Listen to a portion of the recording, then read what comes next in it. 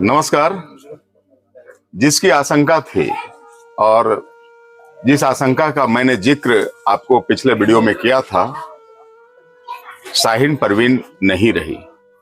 आज मैं उसी की गली में हूं। ये काजीमगा गांव है और इसी गली में शाहीन परवीन का ये देखिए मकान है, या इसकी नहर बोलिए। इसकी माँ बेजार यहाँ बैठी है, महापारा खातून, जिसके जतन से ही, जिसके बेटी के खोने के कोहराम से ही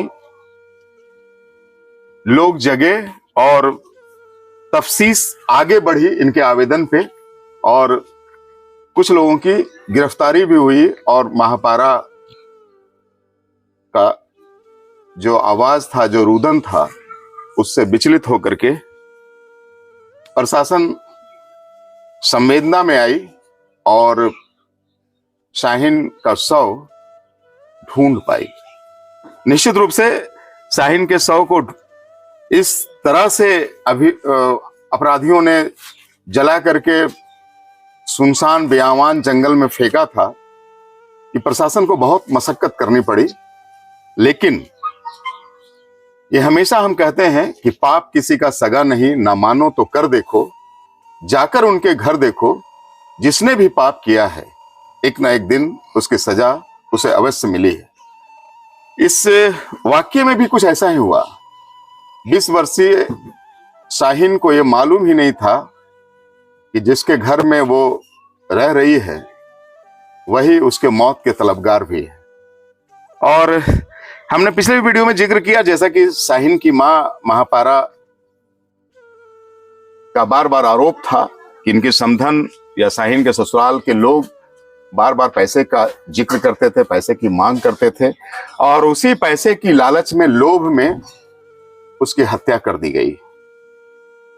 हत्या करने के बाद उसके शव को जलाने का भी प्रयास किया गया ताकि चेहरा पहचान में नहीं आवे। बियावान जंगल में छोड़ा गया।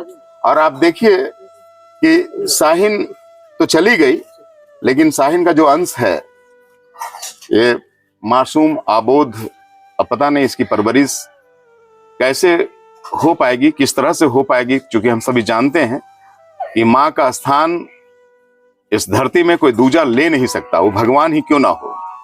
तो हम तो इसके लिए दुआ ही करेंगे कि ईश्वर, ऊपर वाले की जो इच्छा थी वो उन्होंने किया।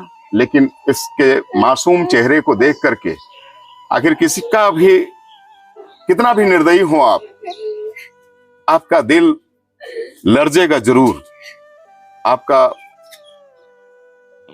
दिल पसीजेगा जरूर कि आखिर इस अबोध की क्या गलती थी और उस मासूम शाहीन की क्या गलती थी, जिसकी निर्दयता पूर्वक टेम्पू के क्लच के तार से गला घोट करके जिसकी हत्या कर दी गई, और फिर उसको छुपाने के लिए उसके चेहरे को जलाया गया और उसको बेआवान जंगल में फेंक दिया गया। हालांकि पुलिस ने तत्परता दिखाई, कई अभियुक्तों की हिरासत में लिया, और 2 अभियुक्त, जो शाहीन की सास है समीला खातून, जिसपे महापारा खातून का शक था, और उसके दामाद, समीला खातून के दामाद गुड्डू खान, दोनों को न्यायिक हिरासत में जमुआ पुलिस भेजी है। और जमुआ पुलिस कह रही है कि अन्य अभियुक्तों को जिसकी संलिप्तता थी उसकी खोजबीन, उसकी छानबीन में जमुआ पुलिस लगी है।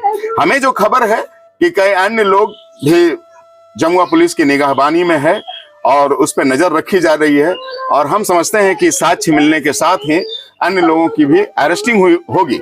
यहाँ आप देखिए, पूरा काजीमगा के बहुत सारे जुआ उमड़े हैं, सभी दुखी हैं इस घटना से, ने सभी को मर्माहत किया है, और सभी चाहते हैं कि चाहे दोषी जो भी हो, चाहे वो कितना भी पावरफुल हो, चाहे उसकी कितनी भी पैठ हो, लेकिन इंसानियत के नाते, पाप और पुण्य के नाते वो कानून के शिकंजे से बचना नहीं चाहिए। हम भी यही चाहते हैं, जन की बात भी यही चाहता है। शाहीन का जो फादर, जो परवरिश के लिए, पारिवारिक परवरिश के लिए वर्षों से दुबई में था, अपना वतन छोड़ करके। क्या नाम हुआ आपका? कितने साल से आप दुबई में थे? 5 साल से दुबई में था। शाहीन के जीते जी तो नहीं आ पाए, लेकिन उसकी मौत के बाद इनको आना पड़ा। आज शाहीन की मिट्टी में आप शामिल हुए। क्या कहेंगे अपनी बच्ची की मौत पे आप? इसका इंसाफ मिले, बढ़िया से इंसाफ मिले, जो हमको हक मिलना था वो मिलना चाहिए। इसका जो दोषी है उसको सजा मिलना चाहिए, इससे ज्यादा और क्या कहेगा। जो इसमें अभियुक्त है उसको लाजिम सजा मिलना चाहिए। एक बाप बड़े अरमानों से अपनी बेटी को विदा करता है और मजबूरी इतनी होती है कि वतन की मिट्टी को भी छोड़ना पड़ता है, इसलिए कि परवरिश हो सके परिजनों का। और जब उसी परिजनों के पीछे, उसी दिल के टुकड़े के अगेंस्ट में जब घटनाएं घटती है, उसको निर्दयता से कुछ लोग जिसके साथ रिश्ता जुड़ा था, जिससे साथ संबंध जुड़ा था, वो मार देता है, तो लगता है कि संसार में इंसानियत है या नहीं है। अब कुछ अभियुक्त तो अरेस्ट हुए हैं, आप क्या कहना चाहेंगे? हम तो इसमें कहना चाहते हैं, जैसा मेरा बेटी को जला के गर्दन घोट के मारा, तो उन लोग को सही सजा मिलना चाहिए, फांसी का सजा। जैसा मेरा बच्चे को किया वैसा ही होना चाहिए। गुड्डू खान, अख्तर खान, संगीला खातून, सब बोलते हैं। आपके हाथ में कोई कागज है, क्या है?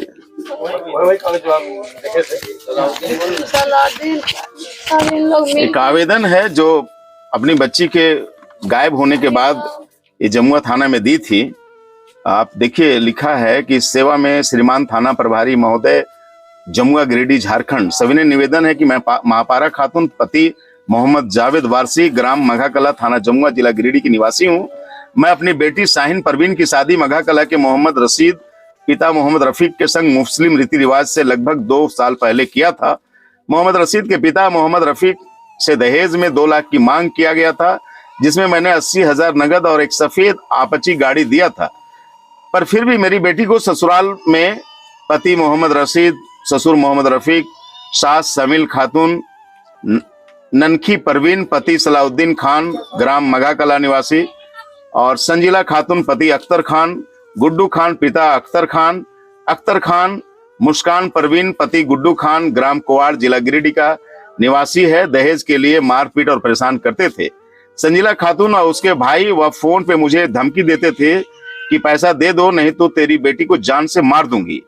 आज दिनांक 10/2/24 को सुबह से मेरी बेटी लापता है। बहुत खोजबीन करने पर भी नहीं मिल रही है। मुझे शक है कि उसके ससुराल वालों ने उसके साथ कोई अनहोनी ना कर दिया हो। अतः श्रीमान से नम्र निवेदन है कि इसकी जांच करके दोषियों के ऊपर सख्त से सख्त कानूनी कार्रवाई की जाए। आपका विश्वासी महापारा खातून। जो शक था और जिसकी पुष्टि हो भी गई है, वो तो वही सोच कर बोल गए, वही आवेदन लीजिए। महापारा खातून ने जमुआ थाने को दी थी, और जो इसको सुबह थी, जो इसको शक था, वो शक अंततः सही साबित हुआ। बहुत दुखद तरीके से शाहीन परवीन की लीला समाप्त कर दी गई। इतना भी नहीं सोचा गया कि गोद में जो बच्चा है, मासूम, अभी 5-6 माह का ही बच्चा है, वो उसकी परवरिश कैसे होगी। और मैं आपको बता दूं कि जो अभियुक्त है, जो शमीला खातून की गिरफ्तारी हुई है, शाहीन परवीन की सास, उसने अपने पोते के बारे में सोचा नहीं कि मेरा पोता का परवरिश कैसे होगा, फिर ये कैसे, कौन संभालेगा। मैं तो कई बार आपको बताया कि माँ की जगह कोई और दूसरा नहीं ले सकता है। ये शाहीन परवीन के भाई हैं। क्या नाम हुआ आपका? अमानत। अमानत, तुम ही सोने जाता था? कौन मेरा भाई जाता था। अच्छा, क्यों जाते थे सोने?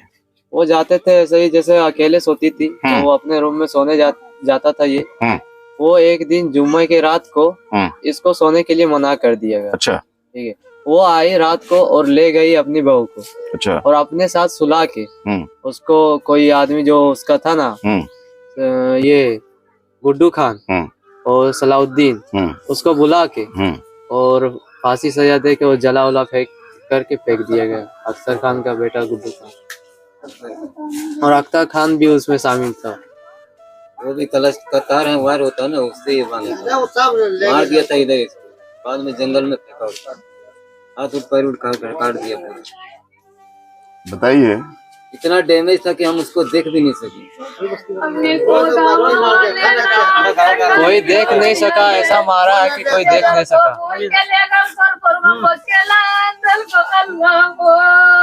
हम लोग का क्या गलती था, क्या गलती था, हम लोग गलती किया। बहुत बेरहमी से मारा गया। ऐसा कंडीशन था कि पूरा गांव को कोई भी शख्स देख नहीं सका। वो देख न सका। हम लोग को जैसा नहाना धोना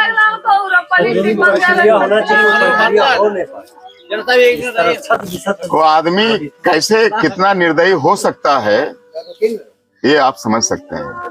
ये जो रूंदन है, ये जो कंदरन है, मैं समझता हूं कि अगर ऊपर में ईश्वर है, अगर विश्वास है कि कोई जगत को चला रहा है, तो ऐसे पापियों को जगह नरक में भी नहीं मिलनी चाहिए, जहन्नुम में भी नहीं मिलनी चाहिए। आज पूरा काजी मघा रो रहा है। देखिए महिलाएं कैसे चाह रही है कि जो दोषी है उस पर कार्रवाई हो, यही सबकी इच्छा है, चाहे वो कितना भी पैठ का हो, चाहे वो मेरा सगा हो, चाहे पराया हो। लेकिन ये किर्त फिर कोई दोहराए नहीं, ये किर्त कोई सीखे नहीं, और इंसानियत ऐसे मर्माहत ना हो। हम प्रशासन से दरख्वास्त करते हैं कि आपने 2 दोषियों को न्यायिक हिरासत में भेजा है। हम निवेदन करते हैं कि इसमें जिसकी भी संलिप्तता हो, जितने भी लोग इस निर्दयी कांड में शरीक हुए हों, एक भी अभियुक्त बचना नहीं चाहिए। सभी अभियुक्त जेल के सलाखों के अंदर हो, और जो कानूनी प्रावधान है, जो आईपीसी की धारा है, उसके अनुसार उस पे धाराएं लगे, उसको सजा बरकरार रहे। हम यही निवेदन करते हैं। बाकी ऊपर वाले की लाठी तो बेआवाज होती है, नीचे का इंसाफ, नीचे का कानून से भले कोई बच जाए, लेकिन मेरा हमेशा से मानना है कि ऊपर की जब लाठी चलती है तो हम चाहे कितना भी सामर्थ्यवान रहें, हम चाहे कितना भी पावरफुल रहें, लेकिन हम बच नहीं पाते हैं। ईश्वर के घर में देर है, अंधेर नहीं है। हम तो जन की बात की ओर से ही निवेदन करेंगे कि कभी भी ऐसी परिस्थिति आपके घर परिवार में आए तो आप संभल जाए। आप इंसानियत की हत्या नहीं कर सकते, आप किसी मानवता की हत्या नहीं कर सकते। आप थोड़े से पैसे के लालच में अगर आप किसी की जान लेते हैं तो आप इंसान कहलाने के लायक नहीं हैं। ये कहना है हमारा। जन की बात इसके पूरे पर्दाफाश का इंतजार करेगी, और हम आपको फिर ले चलेंगे काजी मघा का गांव, जब इस घटना के पीछे जो भी शख्सियत हो, जो भी चेहरा हो, जो भी अभियुक्त हो, वो सारे अभियुक्त जब के चेहरे से जब नकाब हटेगा तो हम आपको दिखाएंगे कि आखिर ऐसे लोगों का अंजाम क्या होता है। तब तक आप बने रहें जन की बात हमारे साथ के साथ। Thank you.